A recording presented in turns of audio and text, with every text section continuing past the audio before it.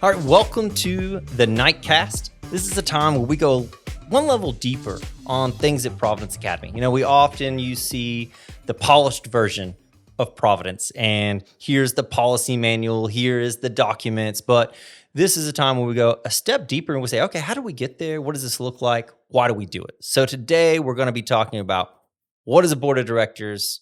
What do they do? Why do they do it? How they get started? So today I've got my good friend, JT Thomas, long-term board member. Yep. JT, thanks for joining us today. Hey, thanks, Ben. It's great to be here again. It's good to be in the hot seat, I guess. I don't know. Are these hot seats or cold seats? Yeah, What do we call them? Depends how long you're sitting in. It's great. It's so yeah, thanks to allow me to kind of be a part of this with you. It's fun. Yeah. So I want to start out with saying, how long you been on the board? Yeah. What did that look like for you? What was that process? Yeah, it's I believe I was trying to remember the day, how long it's been. Sometimes it feels like a year and sometimes it feels like a longer time than a year. Yeah, but COVID kind of stretched all that out a little bit longer. COVID was an adventure on its own, but I believe this is my fifth or possibly sixth year being on. We came in to Providence when Cole was fifth grade.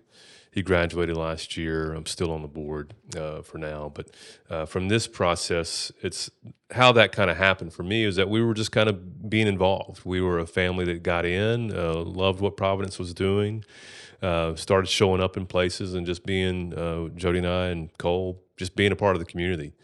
And through that, getting to know others and really aligning with what we felt like Providence was, someone got a tap on the shoulder one day and said, hey, would there be any interest to kind of join knowing more about what the board looks like? And my question was, well, what is the board and what does it look like? And always open to ideas. But from my heart, we have such a desire for Providence to be everything it's supposed to be. And we were all bought in on God's providence of bringing us there and opportunity for Cole to succeed.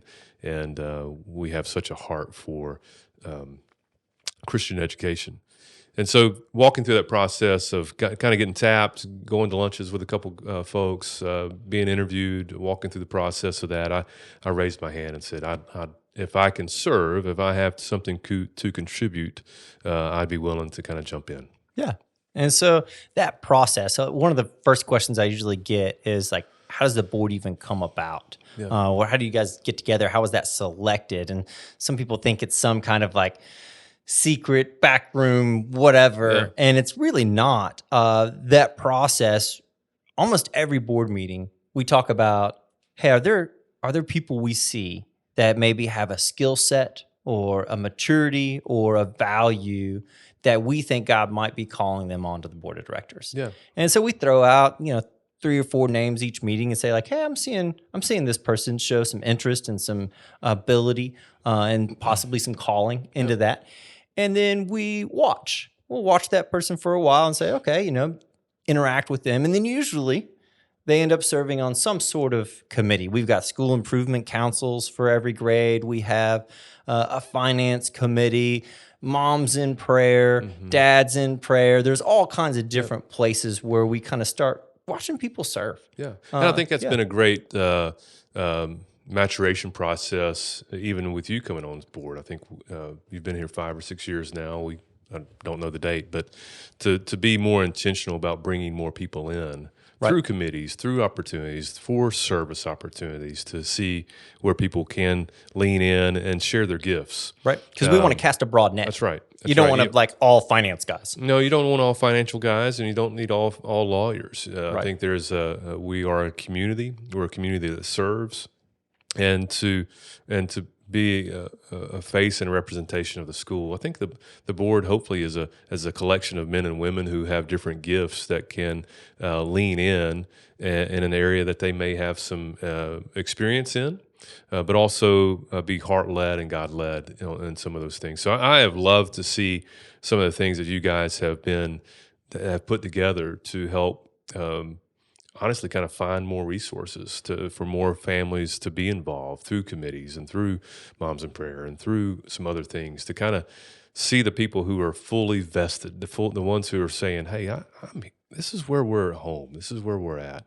I think the other thing that I have enjoyed when people said, hey, you're going to be a part of the board, what I thought the board was and what I grew to knew the board to be was really two different things. Yeah. And I think I came in at a transition point for the school, really. You were coming in early, and the board seemed to be I really didn't know who the board was. I didn't know the men that had been there. There had been some foundational things. But I love where it has matured to or grown to where it is a collection of people, that we have some new board members, and we also have some founding board people that have been there for one or two that's been there for a long time, that can really be a foundational piece that we can kind of look back towards or look towards when there is a topic of hand to go, hey, what did you guys do 10 years ago or 15 years ago, or why was that written in the policy manual? Yeah, that's that like way? some weird phrase. Yeah, what happened there? And sometimes we say, hey, here's the reason, or it's also been, hey,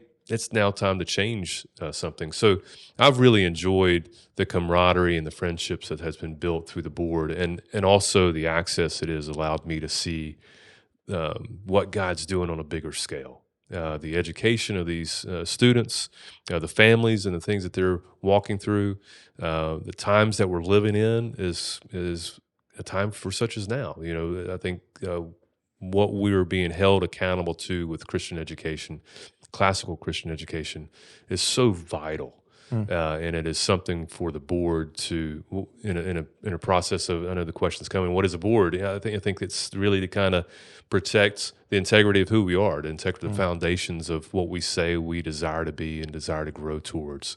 And so I've truly enjoyed being a part of it, mainly because we get to kind of see boots on the ground, the teachers doing what they're called to do, and trying to walk through all of that super in a way that's not just growth minded, but also feel like it's truly God inspired.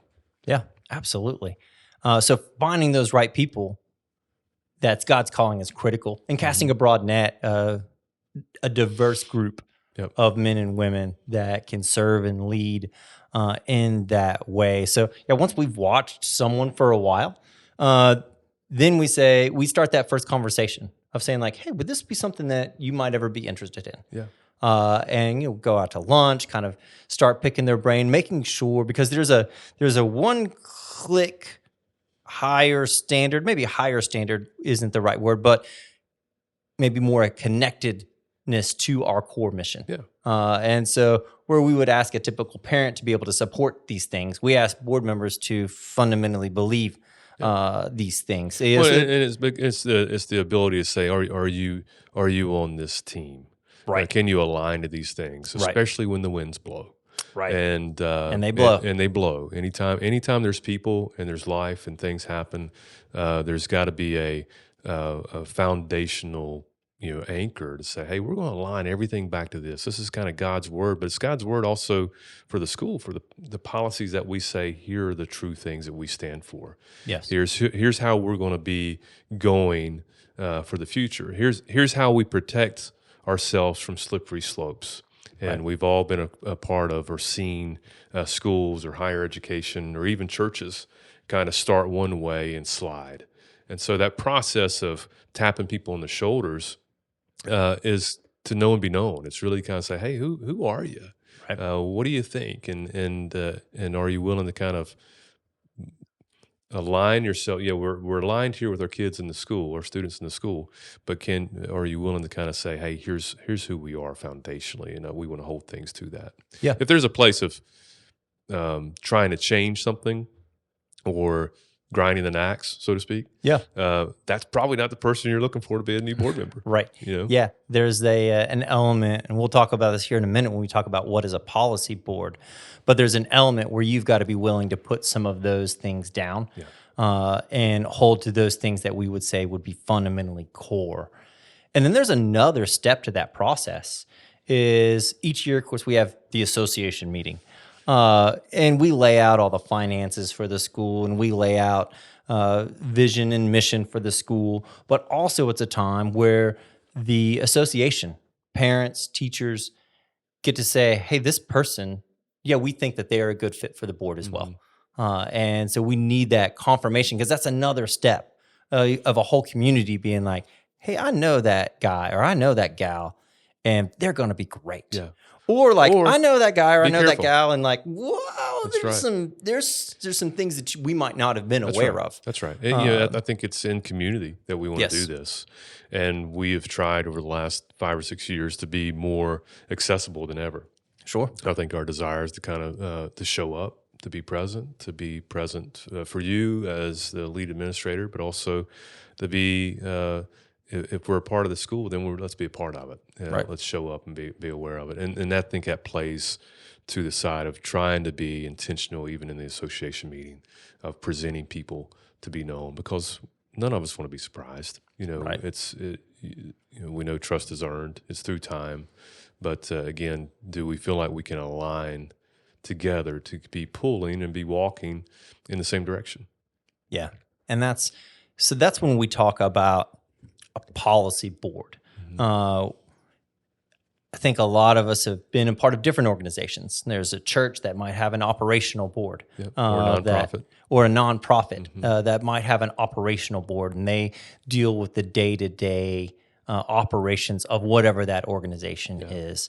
And so Providence is going to be distinctly different in how its board operates, because the Providence board looks not solely, but its main responsibility is the policies of the school. And there's a policy manual. And I like to refer to it as a 2-finger document. I can pick up and hold that document with 2 fingers. But the policies that are written in that document are so critical for the safety, for the future, and for the health of the school. And the board of directors spends a lot of time making sure that those policies are crafted well. But also current decisions and future decisions are being held accountable to those policies. Yes. Right. That we don't want to go off the farm, so to speak. Right. If you have policies and then you never look at them, they That's don't right. do any Doesn't good. matter. And I think that we've spent a lot of time these last few years, because of the world that we're living in and the places that we're at, going back and reviewing those policies and making sure that it's crafted in the right way, not as a misleading conversation, but just clarifying some ands and these and buts and twos, and just make sure that we are based on who we are today and who we want to say we were called to be. Those policies really is our kind of directive. It's our driving force, and it also keeps us accountable inside the board to not go rogue. Right. And so, but it's also something that we can kind of call you, the administrator, the teachers, the staff, the parents. We can all kind of point back to that document and say, hey, here's who we say we are. And it really is kind of our foundation that we build all things from. Yeah. The analogy that I heard once that I really love is that if the school is a boat and the policies are the banks of the river. Yep. At the head of school, he's the captain of the ship. He drives the ship through the river. He can dodge rocks, or if there's a waterfall or something that he can steer around it, but he can't steer outside those policies. And then the vision and mission of the school, that's the current. So you can't go upstream. You got to go downstream, but you can steer within that. But those policies set the banks, because we know that almost all of our great institutions, Harvard, Yale, Penn, all those guys started as really seminaries. They were to train up the next generation of Christian leaders, and they have all strayed. And there's a lot of younger universities that call themselves Christian universities that we'd say Christian in name only, a little debatable on some things. And so, we take that really seriously. I think it's also a side of, and you may be getting there in the next piece, but your role on the board. Right. I think that's a great clarifying piece that I learned early, that you're not a board member. Yeah, that's so important. And that the board really has one employee. Right. And that guide in that river is really you. You're kind of the CEO of the organization, and it's up to the board to make sure that the organization is healthy. Yes. And making sure that there's no outside attacks, so to speak. But that guide, I appreciate and enjoy the process of, hey, we're not hiring every staff member or looking at every textbook. Right. The policies help guide that. The policy manual help guides that. We've hired one person, and that's you, as the CEO, to make sure that you've hired good people around you and good staff and good teachers to fulfill the call of the school set forth through the policies. Yeah. And that accountability is so important. Yeah.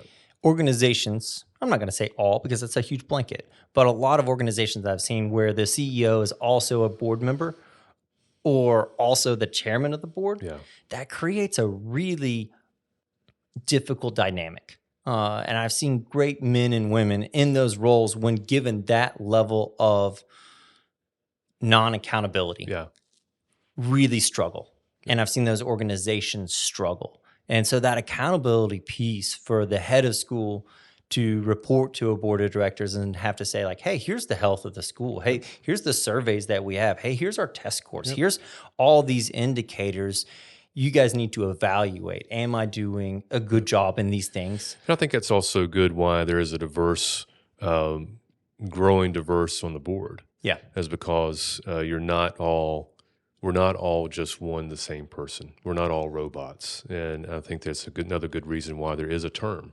There's I've seen some boards have a president or a CEO or someone that has kind of taken over the board, and everybody kind of goes with whatever their direction the wind blows that day. And I think from our side, I see it as a part of an opportunity to make sure we're checking in with the health of you, our employee, our CEO, to make sure that you're doing what needs to be done and protecting you in the places that need to be protected, but also holding you really accountable to make sure that through diversity of our board, through different thoughts, that if somebody needs to raise a question, that we can raise that question and be able to kind of throw a flag on the play if one needs to be thrown. Yeah. That you're reminded also you're not by yourself. Sure. I think that's the side too.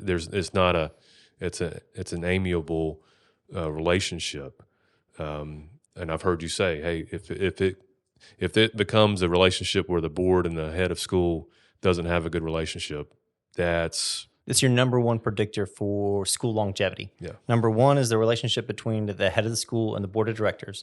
And second is your ability for your operational expenses to be met by your tuition. But more than that, it's crazy to think that can you financially even exist is second to the relationship between your head of school and board of directors. And so it's great having a group of men and women that if I run into a situation, I can't even count how many. In the last week, I probably called you a couple of times and been like, hey, I need to bounce something off of you. I need advice. I need wisdom. There's a lot of wise people on that board of directors that I can pick up the phone, call, hey, let's get a Frosty. Let's go out to eat. I need to work through something. I need some help. Well, and that's the hope of saying, hey, can we to have the bigger view is, hey, we're not starting a school. Sure. How long has Providence been around now? Almost 30 years. 30 years. I mean, it's weighty at this point. Sure. You've got 600 and some odd students there. I don't know how many families that is.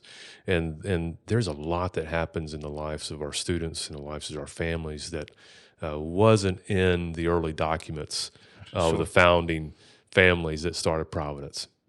We just weren't there then. Right. And I think that's the side of saying to walk together as a unit, as a board that can live and breathe, that truly seeks God's wisdom of what's happening, that is that also encourages, cheers you on, holds you accountable. I think that's been some of the fun thing.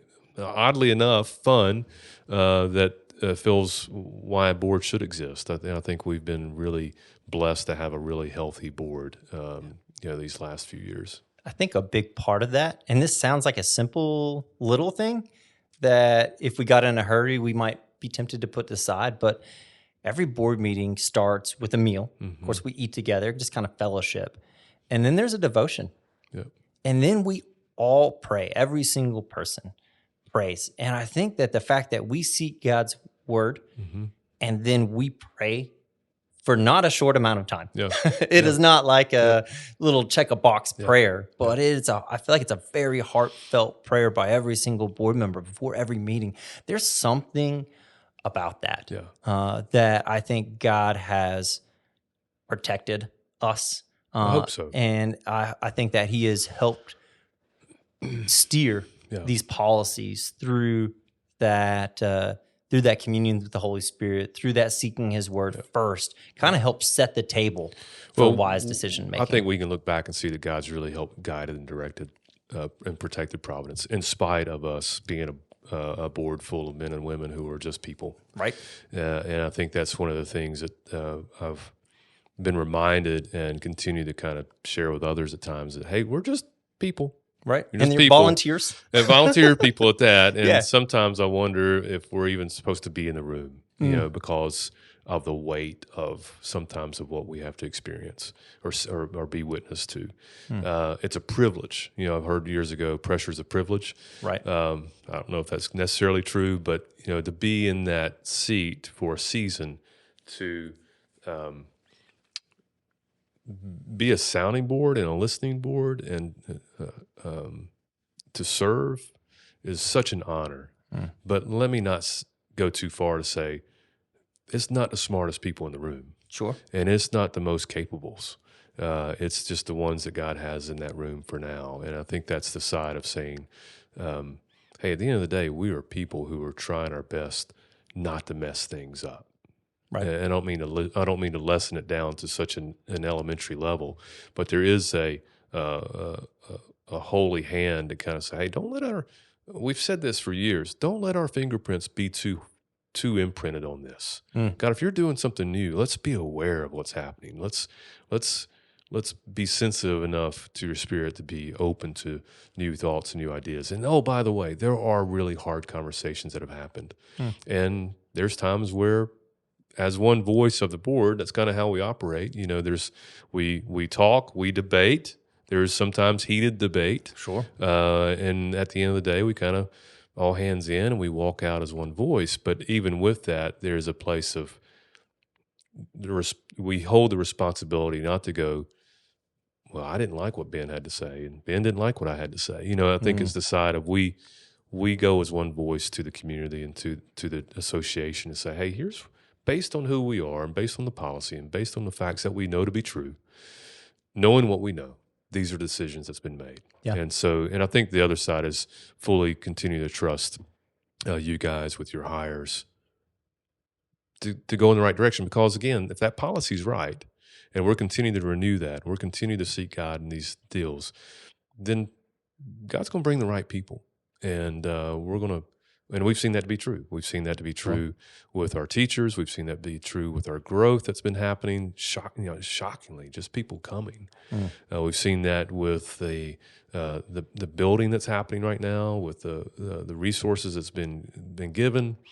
And to be honest, it's just kind of like stand back and watch. It's been amazing to be kind of a front row seat to see what's going on. I know as a parent, I've been a parent.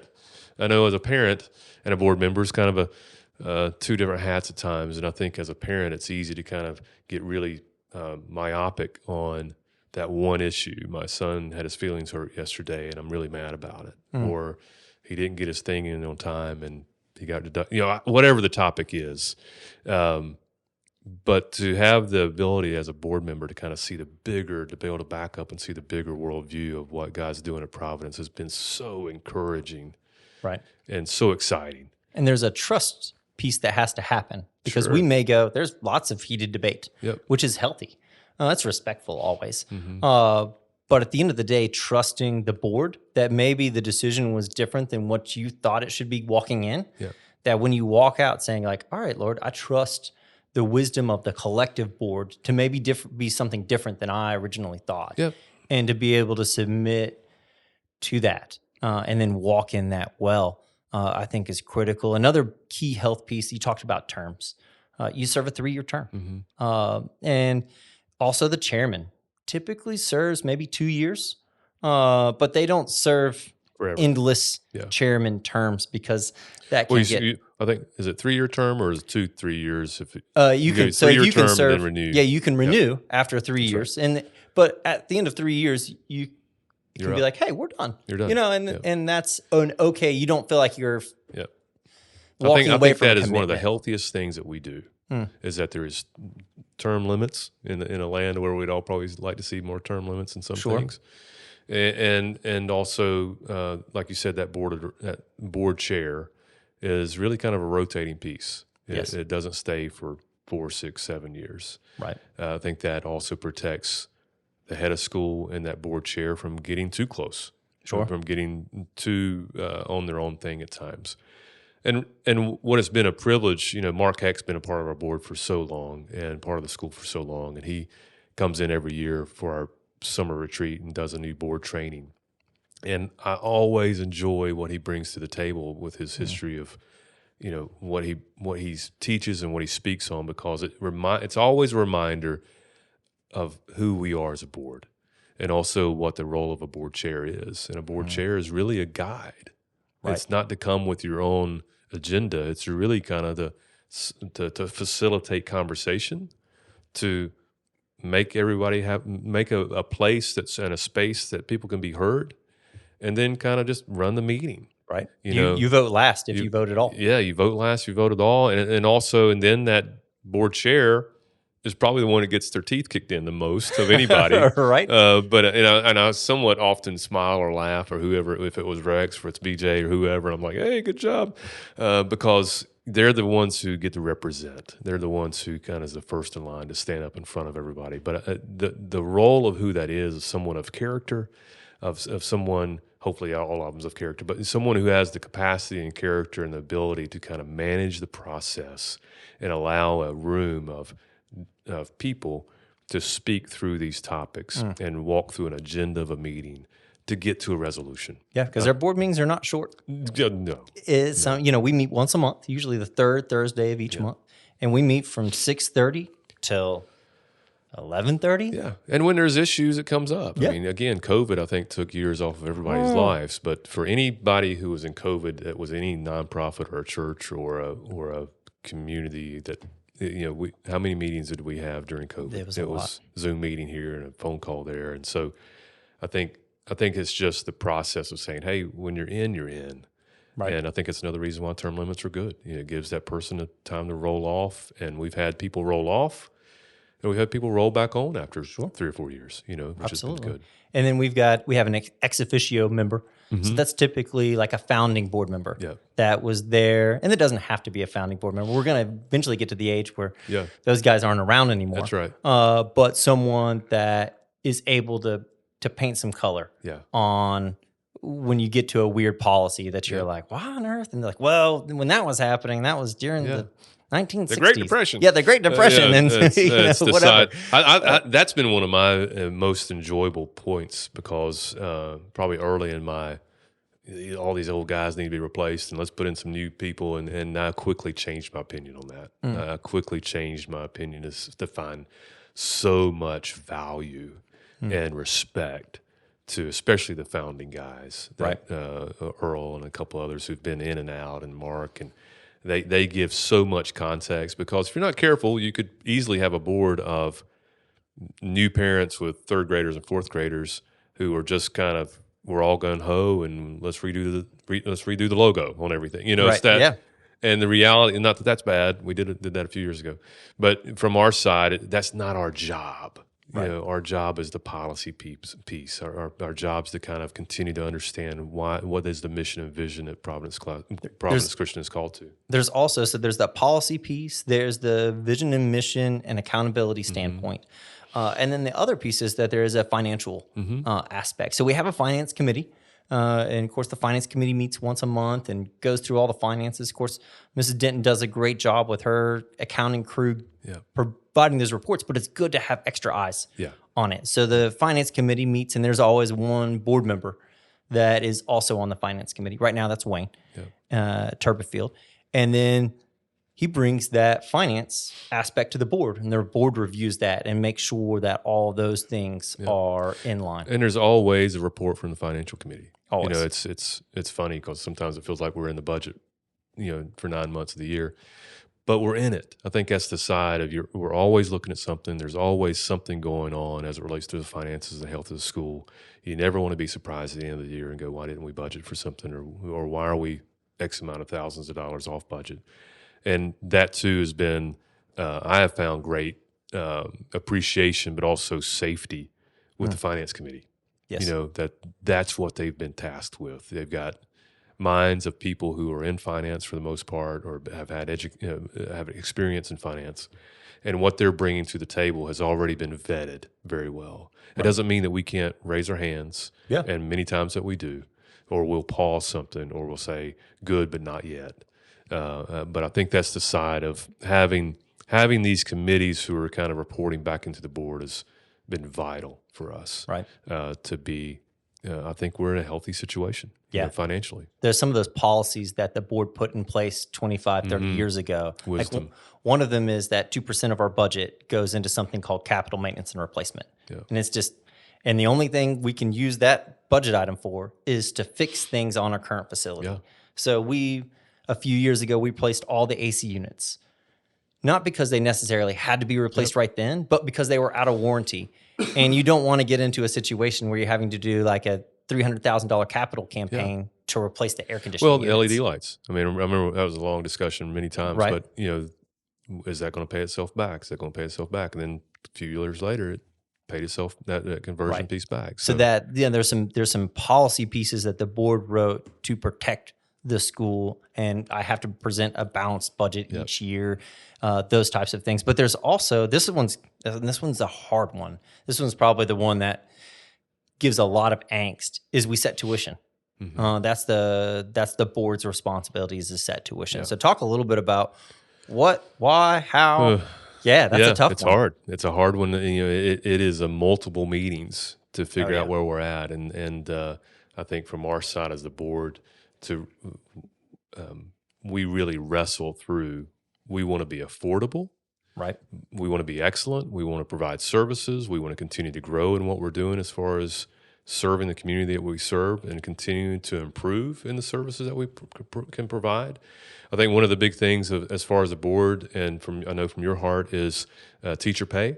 Right. We've been able to do some things this last couple of years with teacher pay that we've made some big decisions on, and hopefully that's been beneficial for the teachers, and that came through a desire led by you and the board to say we need to do more, and we need to be more competitive in the marketplace in order to continue to hire excellent teachers. There is a competitive marketplace when it comes to hiring people. We are a great place to work, but if another place is going to pay somebody $10,000 or $15,000 more, it's going to be a challenge. There's a reality. And now where we're at in this economic cycle of the planet, so to speak, it's hard. I mean, everything's up. Inflation is really difficult and to so figure out. When you pull the string of inflation and it comes back through the school of everything that we have to buy as far as Providence, that too has gone up. Yeah, power bill, light bill, books, supplies, all those things, and the cost increases for our teachers as well. And so I think that's the wrestling match of,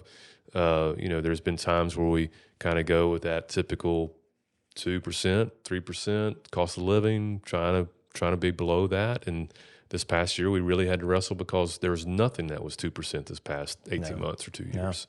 And we've tried to hold some of that stuff back. But the reality of, our budget, a big line item in our budget is salaries. Right. Obviously power and water and all those kind of things cost too. But, it is a wrestling match for us to really, I'm not going to over spiritualize it, look at the numbers, figure out what it looks like. Where is their health in this, and where would we be jeopardizing ourselves if we increased it too low? Right. And that was probably one of the major discussions that we had this past 3 or 4 months of, we don't want to move this high. Well, but if we don't, we're going to have a deficit Yeah, at the we're end gonna of the year. yeah we're gonna have to decrease the quality of our product. Decrease quality product, and also, I mean, there is a true deficit at some of this Right. piece to say, hey, we can't do these things. And so, if we're going to continue to be who we are, and then also be current in the marketplace that we're living in, that's what we had to do. So, all that to say, it's a hard topic. It's a major discussion every year. Feels like there's 100 major discussions every year because there are. But that one really does climb to a top priority because we understand the stress. Because not only are we in that process of making decisions, majority of us have kids that, we're paying too. Right. We're making decisions too to send our kids to Providence. We're not getting a discount. We're not getting a kickback. Right.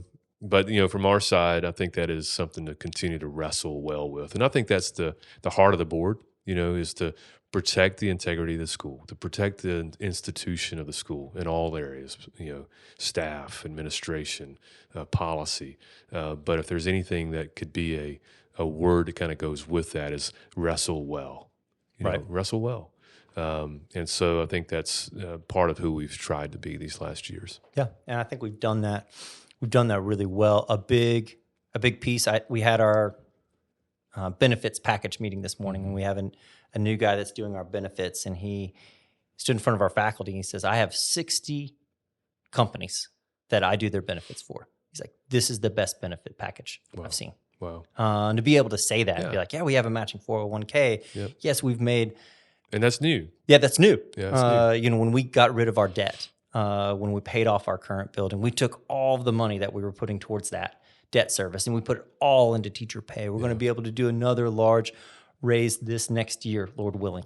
And so all of that comes in, it's taking care of the people, because I say the people are what make the school. That's right. And so that commitment from the board to say, hey, we're going to build this new building. We did this $8.5 million capital campaign. We've got about $500,000 to go. But to take a commitment to say, hey, we're going to do that debt free. Huge. And being able to take care of the people within the building. So I think it's also the side of, hey, let's not gloss over the fact that it doesn't make everybody happy. No. Not just financially or decisions or staff or, there's times where there's really hard conversations that just have to be made. Yeah. I say we make decisions, and if 50% of the people are happy, it's the best decision we've made.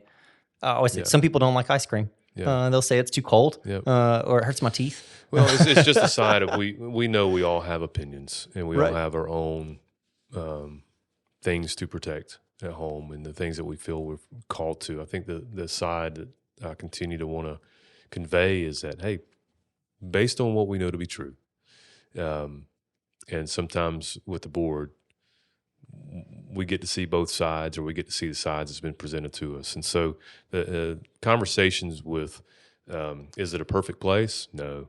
We know there's no perfect place, and we know that, but based on what we are doing, I think it's the makeup of the board is of a makeup to say, hey, we're willing to have the hard conversations. Right. And to have a people group who's willing to kind of stand firm on the things that they believe to be true, even in the face of somebody debating you.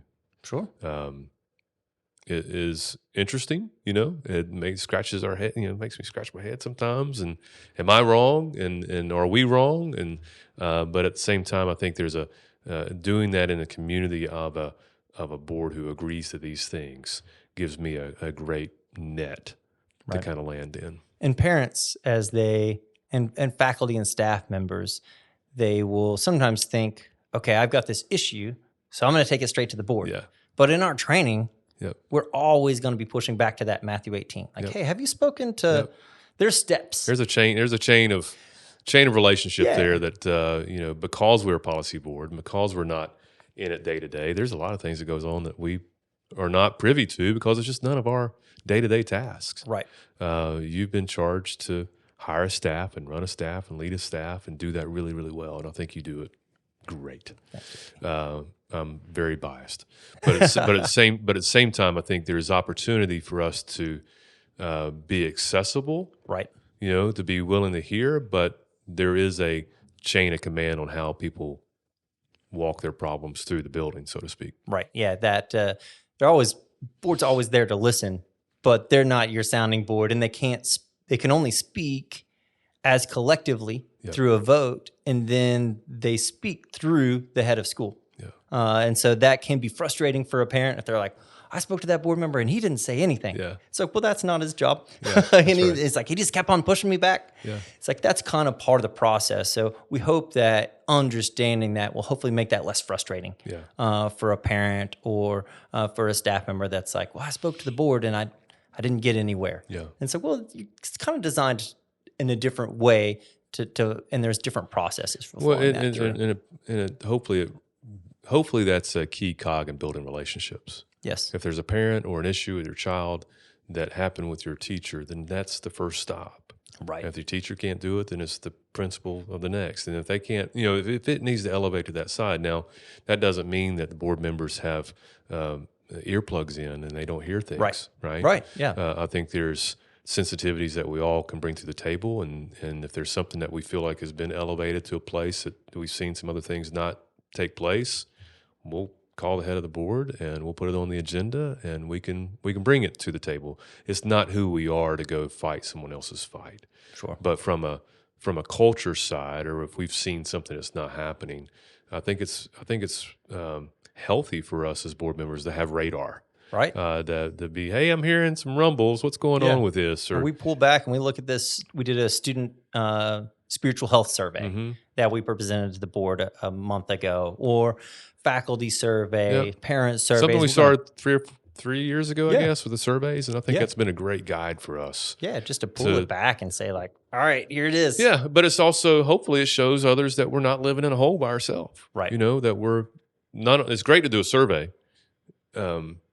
It doesn't mean anything if you don't do anything with it. Sure. And that's been one of our challenges is, hey, now that we have all of this information, let's address some of these issues, or let's address this particular issue. And you as the head of school have done a great job of being able to say, hey, we're going to pull this one out. We're going to concentrate on these things. Yeah. I can't fix everything, Sure. but I think to continue in the process of evaluating, desire to know and be known, to do surveys.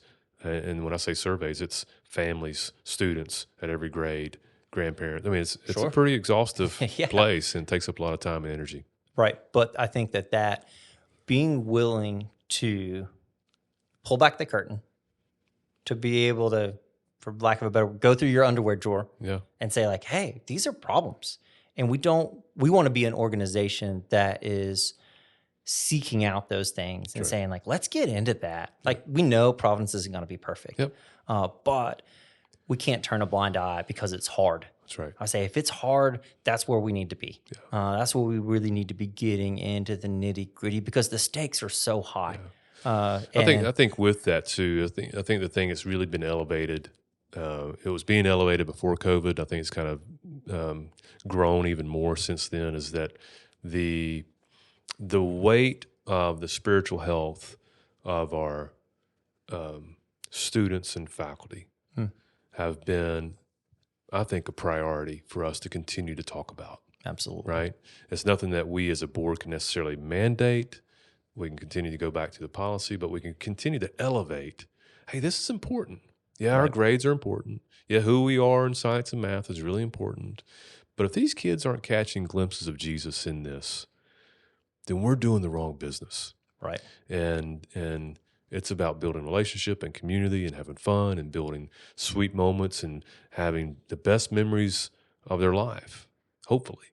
And so I think the process of as the attack comes on of the whole world's changing and people are really gravitating towards Christian schools and classical Christian schools, and that continues to grow, I think that priority for us, you as the administrator, us as the board, teachers who are teachers, to really kind of own our own faith, first of all, be maturing in faith, growing, working on ourselves. But don't miss the fact that we're a Christian school. Right. And it is important for us to have that kind of top priority. And I think that's been really encouraging to be on the board, doing policy, having hard conversations, but continue to see it kind of percolate through those conversations of what's the spiritual health of our school? Where are our students at? And where's our staff at? We know these last 2.5 years have been extraordinarily hard. We asked our teachers to do things that they did not sign up for. Right. It wasn't in their job description to go learn online and offline and in school and be a sounding board. It just wasn't part of who they are. And I can't applaud them enough for staying in, growing, being willing to accept more responsibility, but also doing that with cheering others towards Jesus was been so encouraging. And so I think that's the side of who we are and what we do is so important, because we hope that Jesus is spilling out on these students, and we hope it's spilling out on the families at home, and we hope that this is a memorable place for discipleship, for growth, for learning, obviously, but we're launching these kids through the rest of their life. So I think that's vital for who we are. Yeah, no, that's great. And the board does a great job setting those things in place, putting that vision, mission, policy so that we can keep ultimate things ultimate, and foster those good things, but make sure that good things don't become ultimate things. That's right. And so that's the ultimate challenge and balance. But thanks for coming in. Thanks, man. Thanks for taking some time and sharing. I love it. And just taking a peek behind the curtain of board of directors and what we do and how we do it. Well, what you're doing as a head of school and what you're doing with your staff and your principals, and they're doing great work. Don't we have a great team? It's a great team, and I'm so excited when I pull them. I'm not there every day because Cole's graduated, but the reality of showing up and seeing and hearing and learning what's happening, I'm so excited. I'm proud of everyone. So. Yeah, no, we are blessed with some incredible people. Yeah, that's pretty cool. Thanks for joining us. Thank you.